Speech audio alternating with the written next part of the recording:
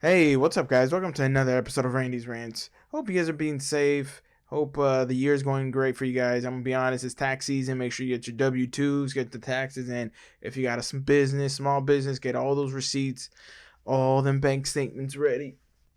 Damn, all them bank statements ready. And go get yours, man. All right. And if you're working a full-time job, part-time job, guess what? Maybe you should think about creating a little small business of your own. You don't have to be making 30,000 to consider yourself a small business. Come on, guys, you guys got to start small.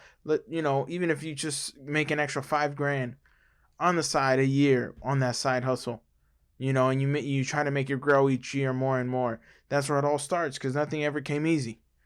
Nothing ever comes easy, so you got to start from the bottom. All right, and I'm not talking about that stupid Drake song. Started from the bottom, whatever. Now get the fuck. That's natural, all right. You got to start from the bottom. Some people start already at top, but guess what? Sometimes they have a trip to the bottom in order to climb all the way up. As you guys are probably noticing, if you're watching the video, yes, this is my face on my cup. There's more to come for these. I'm gonna be honest. I like how these came out. These were actually a gift, and I'm gonna be honest, I kind of really want to make more of these, and just to give them out for free, send them out. I don't especially these right now. I'm not really looking to it's just a gift that maybe can have, but there's just some things I want to add different. I would love to have my saying. I always say the greatness is one day at a time. I gotta have that on here. If it's not on here, I'm gonna be very angry. I think it should. So I think probably I won't use a Starbucks cup or something, but I'll probably use another one where I'll put my face right here, and then on the back it can say my saying that I always say. You guys always know. But I also got some updated news that second microphone's in the works. I'm gonna be honest. Now it's just trying to figure out what days to record both microphones. I'm still gonna be doing this single one, but that second microphone's gonna be awesome. I'm gonna be honest. We did two practice ones. I'm thinking about releasing them. Well, not the first one, because the first one was just gibberish. I didn't like how the audio came out. The second one, I felt like I was able to clean up the audio a little bit more and make it seem and get it to my liking to how I record these ones. So I'm very excited for that one.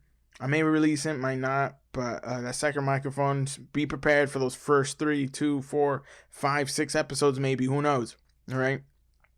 But I'm ecstatic for that, and it's just good. And just a little bit of updates on the news. That COVID, the second stimulus, I believe it's already passed the House. It's in the Senate, and right now I think they're just debating what to take out, what to put in to make it more bipartisan, so it has support on both sides.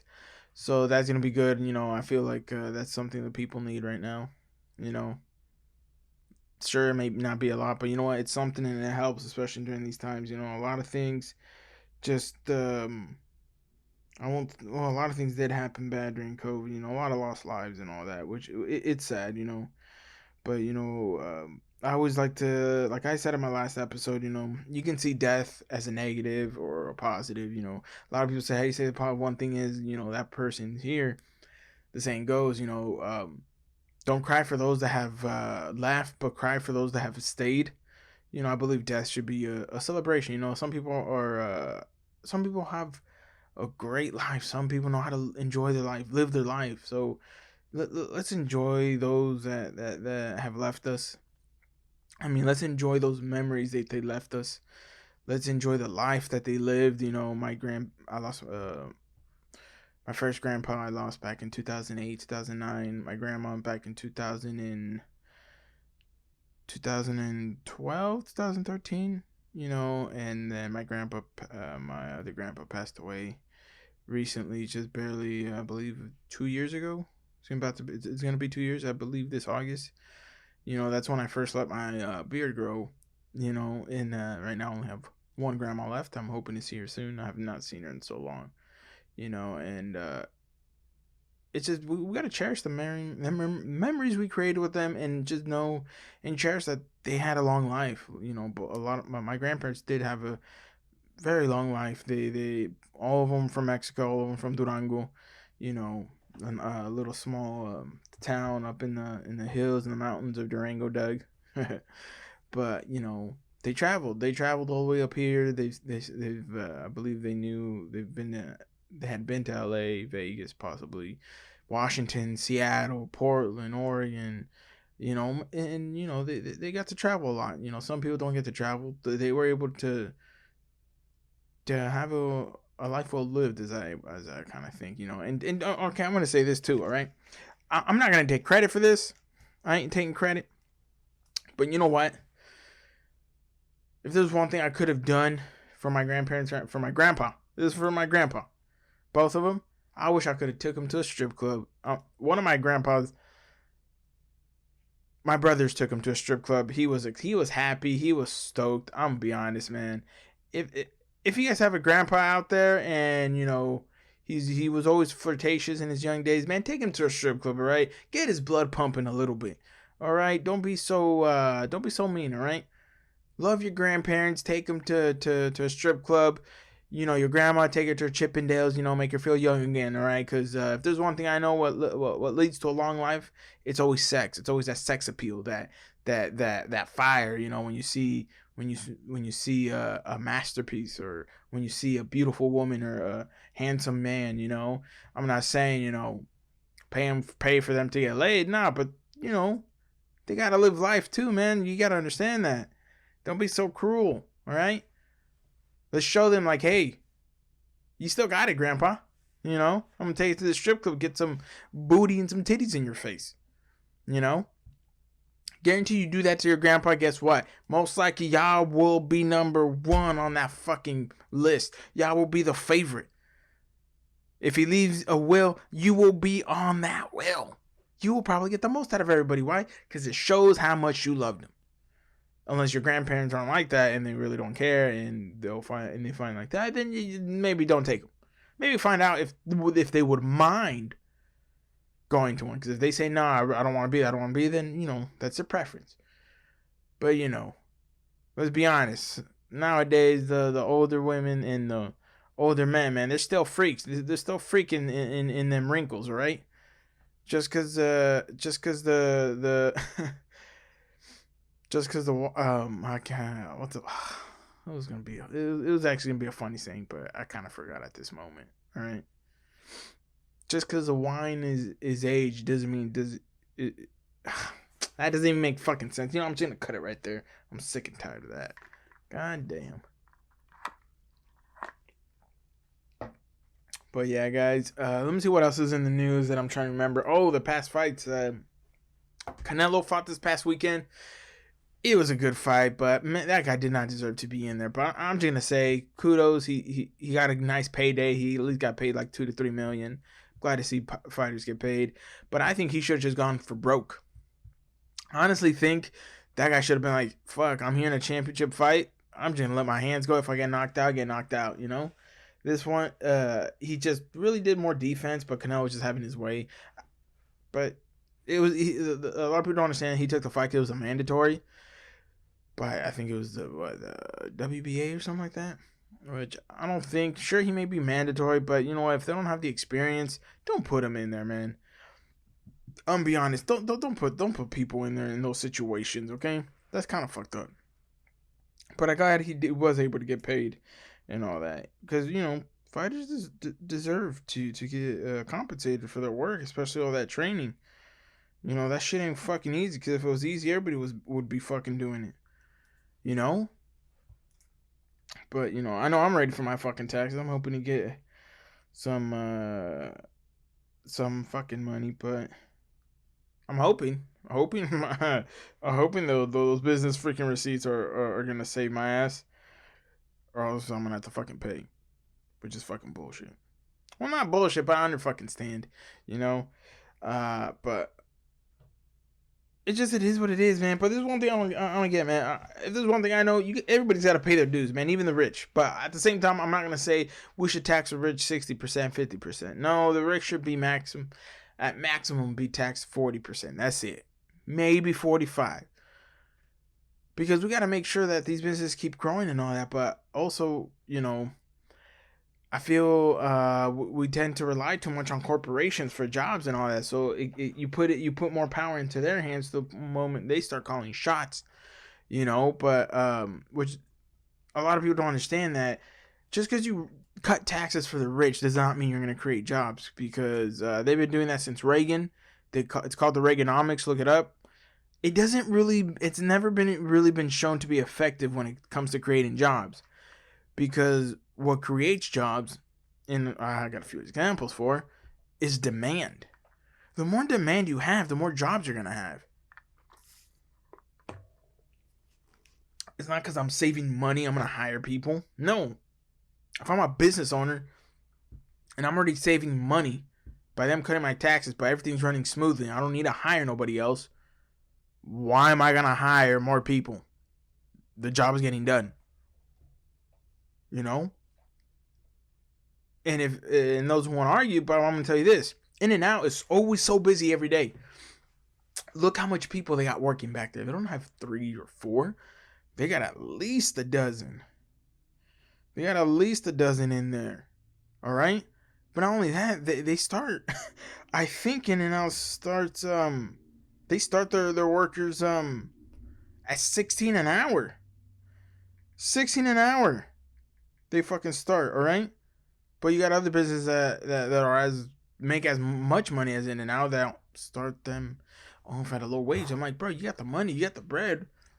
You want people to work, you want people to stay, fucking make sure they're paid for their compensation. I'm not saying pay them 20, but a livable wage, bro. Enough, like, you know, where they don't have to really look for a second job. I mean, I believe that they were saying, I don't know if this is true, but I was reading somewhere, like they say in Switzerland or Sweden, that the minimum wage is like $22 and a burger's $4.50. Let's go study that. What are they doing? You know, what are they doing? But yeah, and not only that, and if you don't get it, man, why is it that during holidays businesses start to hire? Businesses start looking for help. Businesses start doing this. Why? Because the demand is going to come. The demand is going to create those jobs. When people spend at stores, when people spend everywhere, when people spend money, it starts to create demand. Why? Let's say if you go to a place and there's always one register and more people start to show up, guess what that business is going to do? It's going to hire 1 or 2 more people as a cashier to make sure that line is short and does not stay long. Just look at that itself. Why do businesses start to hire during holidays? I'm going to keep quiet so you guys can think about it.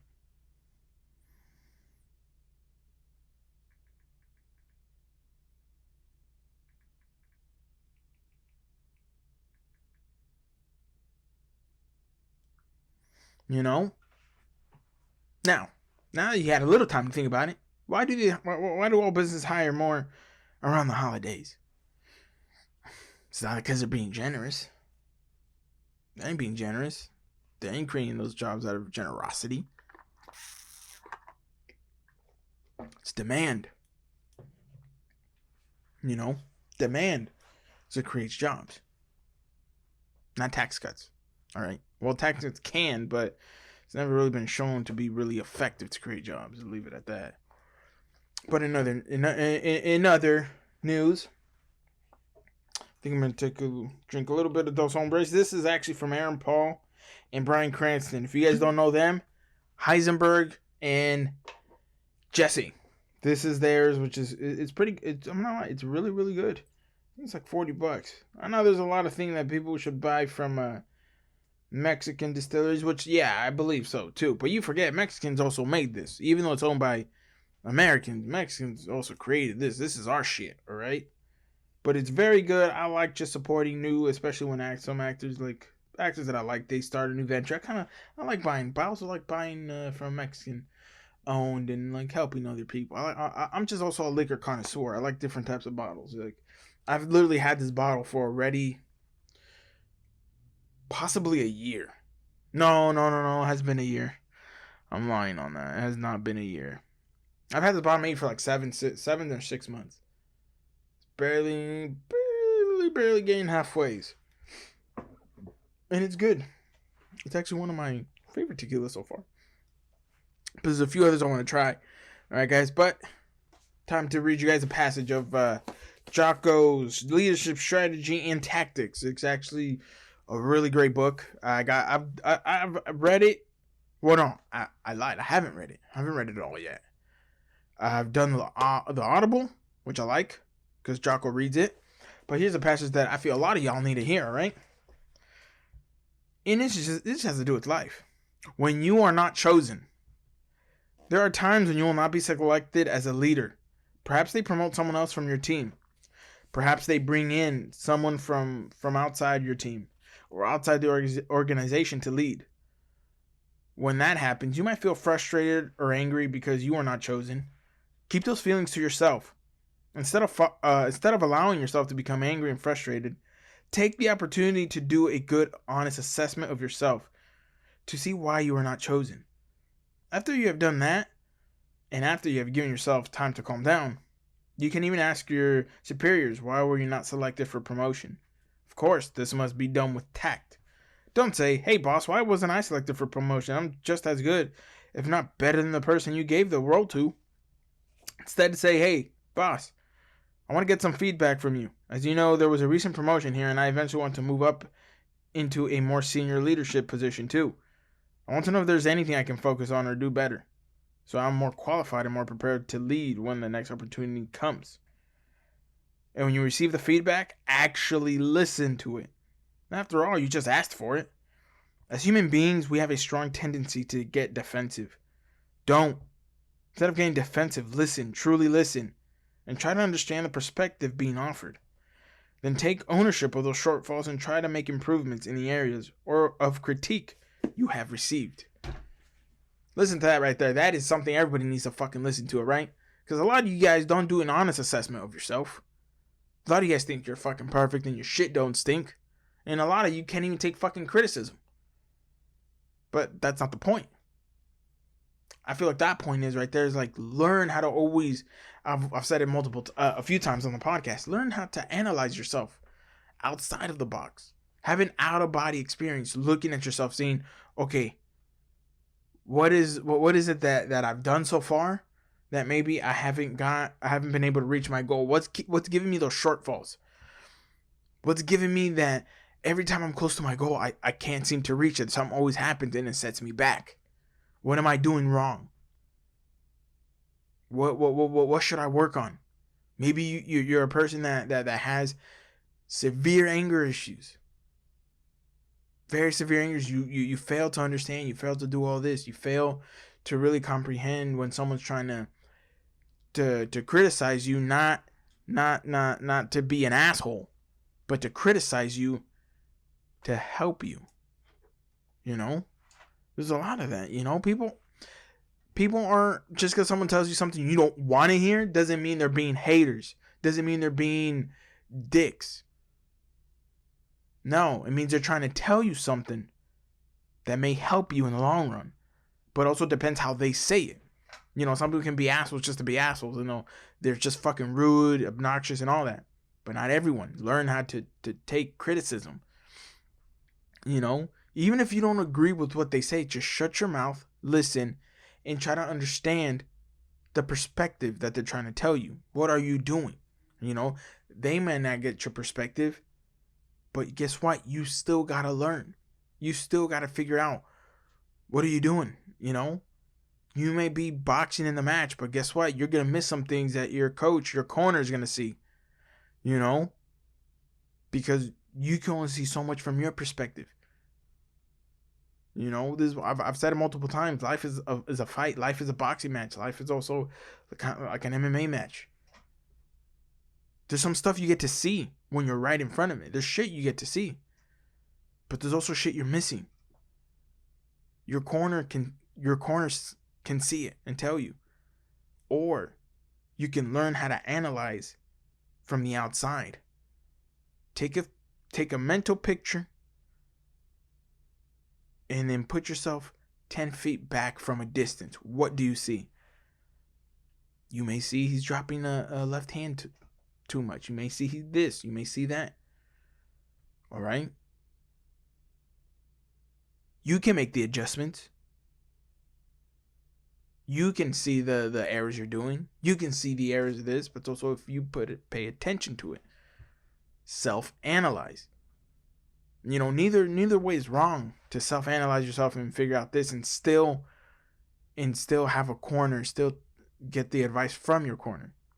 When I mean your corner, I mean it can be anybody. It could be someone that really has known you for a while, hasn't known you for long, and sees something and lets you know, like, hey, I think you should do this, or hey, I think you should take it easy like this and kind of do this. One thing I always try to tell people, like, certain things, when you want to tell something or you want to say something, learn language, learn how to ease things down where they don't sound so cruel, where they don't sound like a dick, or where they don't sound obnoxious, because there's some things you want to tell them, but the way it sounds really rude.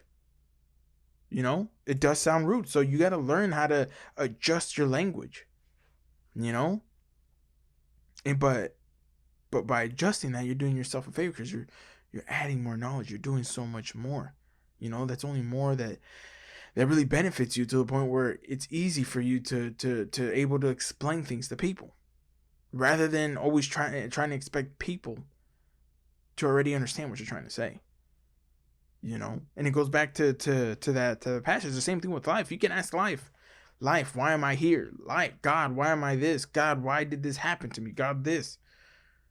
You got to analyze yourself too. You also got to pay attention that sometimes if you keep getting yourself in the same situation, that's life telling you, bruh, you got to change all of you, because this shit's happening way too fucking much. But again, it's up to you. You gotta fucking you gotta upgrade your brain, man.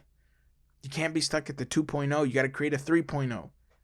When the 3.0 starts to give out, you gotta go 4.0. All right? But the point is, you can't get up to a 10.0 without a 1.0. You gotta start somewhere and start realizing, start elevating. But yeah, guys, that's what I gotta say about that, as Forrest Gump would say.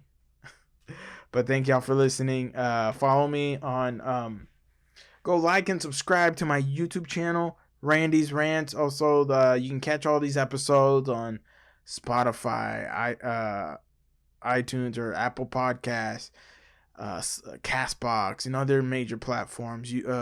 Also on YouTube. I'm probably gonna have these on too, also on Facebook when I'm able to get a chance, because I gotta get all my videos from episode 1, which they're on my hard drive. I just don't know exactly which fucking file, which is bugging me. But I gotta see which hard drive.